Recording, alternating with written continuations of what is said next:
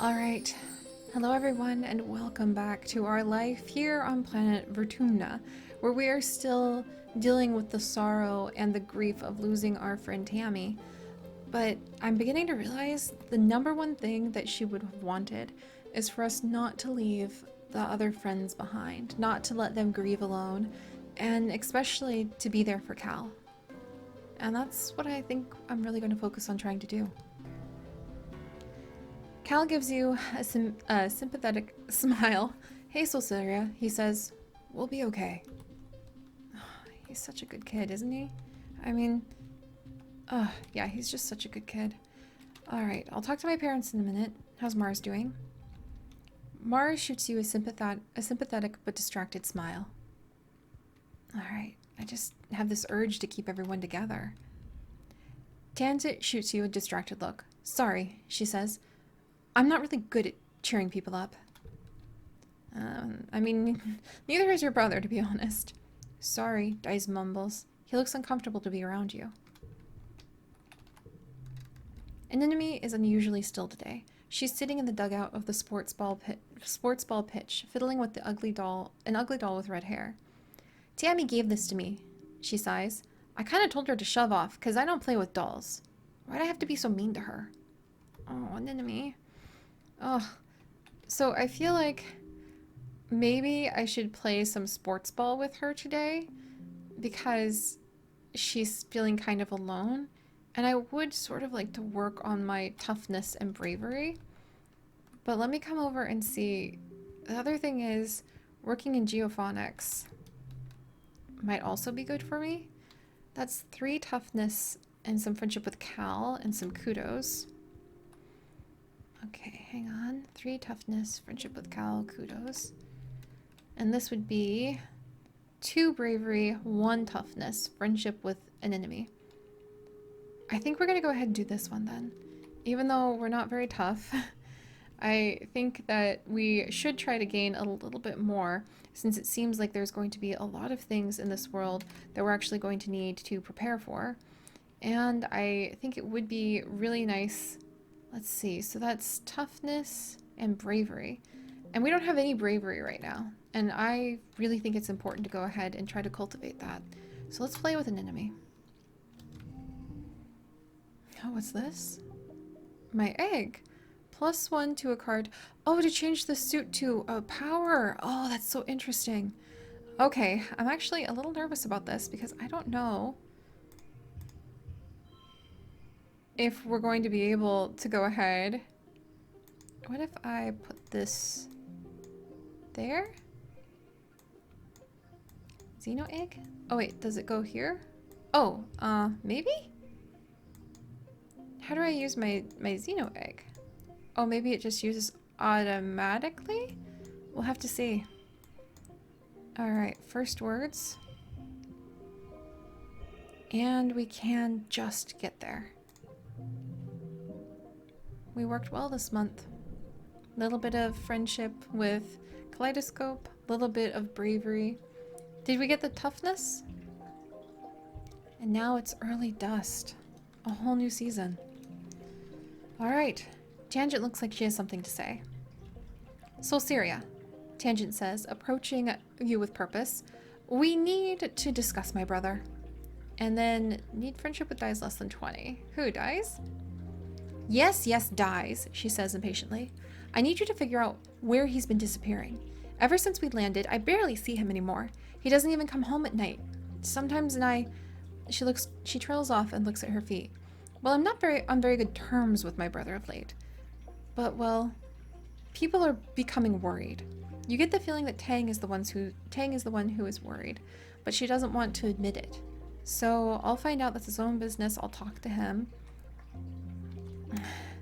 I'll find out, maybe, because I think if we talk to him, he would be really defensive. So let's just say I'll find out, because I'm a little worried about him too. Thank you, Solceria, she says, looking relieved for a second before her expression hardens again. I mean, it would be a ridiculous waste of resources if something happened to him, and no one knew where he was or how to find him. Right, of course, Tang doesn't get worried. That's probably how she copes with all of this, thinking that she has a firm grasp on being able to understand everything that's happening. I'm bored. This is boring, Mars complains, stamping her foot. All the adults want to do is work, and they're not paying attention to me. I found something you might like. Did I? The cake or the Xeno? Okay, I'm gonna give her the cake.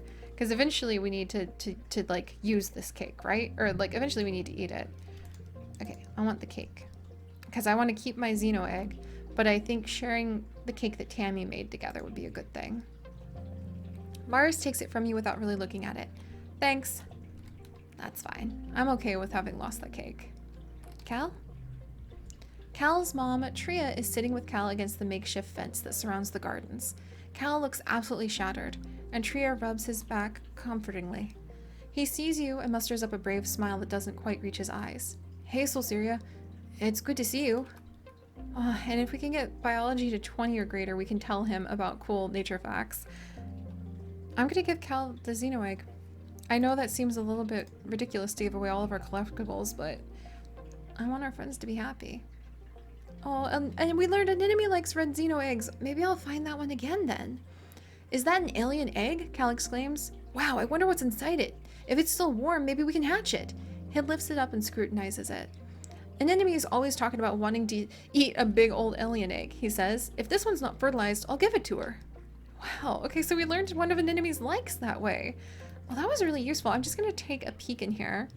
So we could continue to build up a friendship with Cal, get some kudos if we worked here. But I'm beginning to think it's important to maybe continue to work on our biology skill.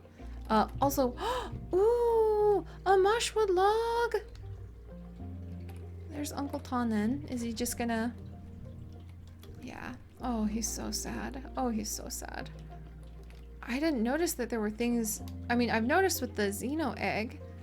So I wonder if it's just kind of like random. But maybe with all of the mushrooms popping up, that would explain why we had a mushroom log to find. Hey, Sprout. Your dad greets you. How are your classes going? I know it's hard to sit in a classroom when there's so much to explore, but everything in life is going to get easier for you if you take the time now to learn about a lot of things. He laughs. Who knows? Maybe you'll be running this place one day. Jeez, Dad. Thanks for the pressure. Mom? Nope, Mom just wants to put us to work. Alright, well, let's check out what's going on with Dyes. You tell Dyes that his sister Tangent wants to know where he's been disappearing off to. His eyes flip briefly to yours, then he stares vaguely off towards the engineering wing, where his sister is reading on her holopalm between classes. He doesn't say anything. She's worried about you. Where did you go, Dyes, if we had friendship 10 or greater? You better tell me or else, or just leave him alone. Let's try saying she's worried about him, but I think that's just gonna make him angry because he's gonna be like, she doesn't really care. She's just saying that. What did I just say? She doesn't care about me, he says sullenly. Tangent's just worried she'll get in trouble if I don't come home one day. He scowls and picks at the hem of his sweater. She doesn't care about anything but her schoolwork. You better tell me or else is not something I think I want to do, so his shoulders slump in relief as you go. I'm glad we didn't try to force it. Especially if, you know, everyone's protected and guarded here in the, like, establishment. I don't think we need to worry about... Yeah, I don't think we need to worry about actually needing to think that Dyes might be sneaking off. An enemy is lying in the dirt, sweating and gasping for breath. It's so hot, she complains. How am I supposed to run in these conditions? And we can't train together with her yet. And we're getting a little stressed, but I think we can still handle a bit more work. But I want to see... I don't think... Yeah, there's nowhere to trade our kudos yet. I think we were actually told it's going to take until the end. Yeah, it's going to take until the end of the first year. So let's go ahead and go to class. I'm going to do life studies again. Callum may not be the most attentive student in the class, but what he lacks in book smarts, he makes up for in hands-on experience. Nobody else has as much experience with the native flora and fauna as he does. Oh, so we just learned a little bit more about Cal there. What does my mushslog do? Oh, +2 to a card? So do I use it on something then? Let's see. +1 to a card. And then this would add a social to a card. let's try... And then maybe this one and this one. I wonder. So, whoa! Okay, so that's how that works. Oh, you drag it onto things. I see. I see. Well, okay, that actually got us through just fine. With a huge bonus in the yellow. Things are probably going to start getting a lot more difficult in the near future. It's time for Vertumnalia. Edicott and the council have called a festival to celebrate life here on the planet Vertumna. Everyone gathers in the colony square to hear the governor Edicott's speech. In Earth's history, Edicott begins, and then clears her throat and waits for everyone to quiet down. Ahem. In Earth's history, Vertumna was known as the god of seasons, change, gardens, and fruit. It's no coincidence that our forebears of the Vertumna project chose to take on such an auspicious name in the hopes of seeding future bountiful seasons of humanity. We will continue this tradition of Vertumnalia, a midsummer festival to celebrate our Vertumna, this lush planet upon which we find ourselves today. I'm actually gonna clap because, like, she's talking about gardens, fruit, seasons, all the things I love. Oh, that gained me some, like, colony reputation. Everyone cheers and applauds. The members of the council all get up on stage one at a time to give their short speeches. Governor Edicott announces each one. So, Chief Commander Zeke, okay, yeah, we know these ones. Hey, Chief Cultivator Fululu. That's my mom, I think. Yeah, her name's Fululu. When it's your mother Fululu's turn, she announces that tonight you'll be eating some of the very first crops grown from the Vertumnan soil. Your eyes go to the feast table. Aboard the stratosphere, it would have been mostly soy-based food from the nanoprinters, spiced up with what precious fruits and vegetables could be grown in the small growing bays. This year, the earth plants look even less robust than usual, but they're supplemented by some of Vertumnanian's plants that you come to appreciate. Juicy watato pods and slabs of edible fungi. Edicott takes the stage after everyone in the council has said their piece. What's a festival without festivities? She asked. Professor Hal and Security Chief Rhett have organized a 3-part competition for the kids. Good luck, children. Oh, so we can go ahead and participate. I can't do the science fair. No, I wanted the science fair. Or we could just do the watching, or we could do the talent show, or we could do bot wrestling. I really wanted to do like the science fair. Talent show seems a little bit more outgoing than I wanted. Maybe I'll try to tackle some of the bots. A bot wrestling contest. This has been a classic competition for years on the ship. Someone has rigged up a hydraulic lifting bot to slowly stretch out, increasing in strength over time. The aim is to see how long you can hold it closed using any part of your body before it pops open. An enemy and Cal are competing with you. Cal doesn't like that it's a competition, but he does love bot wrestling. Wrestle that bot! Oh my gosh, so it's a toughness challenge? Hard? Story challenges have 3 rounds instead of 1. After every round, you'll keep the cards you didn't play and unlock an extra slot to play them. Losing isn't always a bad thing in story challenges. Oh man! Okay, so I have to think, so round 2, the first one will open. So, maybe, +1, so maybe we want to do, like, 0, 1, then 1, and then, is that enough for the round? Goal 41? Excuse me, I'm just a little kid. Excuse you. Okay, oh, I thought that they would stay in place. Oh no. Okay, let's see what I can do. So +2 to a card, +1 to, okay, so that's 1. So extra card when being drawn. So maybe distraction, sharing is caring, Tammy's care. Okay, that actually got us up to 16, which is pretty awesome. Oh no, but I used up all of, okay, never mind. Like it's going from a full total, so maybe that's not a bad thing that I used up everything. And we'll try to bookend it. Okay, no. We're gonna, if that's how it is, I only have 1, 2, 3, 4, and I have 5 cards here. Then we're gonna go ahead and we're gonna do this. First words. And then I can add +1 to challenges. But we still have so much. So we're gonna have to go ahead and give up because unless, like, we got defeated, so we're not very strong, but I got a kudos. Oh, hey, it's an enemy's brother.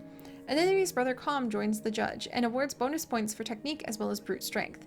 You sit on the hydraulic bot and use your weight at first, but it wobbles too much and eventually tosses you off. Aww. Oh, look, we got friendship with both of them. An enemy uses a strong leg hold techniques and lasts 30 seconds longer than you do before the bot finally escapes her grip. Calm declares her the winner. She offers you her hand and then pulls it back at the last second before running away, cackling. Maybe next year. Oh, our stress went way down. After the festivities are over, everyone takes time off for a much-needed break. During the fierce heat of dust, a few days of rest is exactly what you need. You feel refreshed. Wow. Well, one step at a time, we are growing up, friends. I'm really happy that we're starting to develop a few more friendships with people here. It looks like we have really deepened our friendship with Cal. Tammy is still the one who's our closest friend. And we are also working a little bit on trying to develop some of our skills, but it's so hard. I feel like we're barely getting anywhere with our reasoning, just a little with our biology. I have nothing for animals yet, but maybe that'll change pretty soon. There's still just so much that we need to learn. And I think this is hopefully going to be an amazing story. Even if, oh geez, is that the ripple from the heat? Even if these long, long hot months of dust are a little like, ugh. And even if there are some really potent tragedies to our story as well. So alright friends, thank you so much for joining me on this. If you guys could, do please leave a like, just to help grow all the wonderful mushrooms. And if you'd like to join us on this and over 10,000 other adventures, do please consider subscribing. But most importantly, stay curious.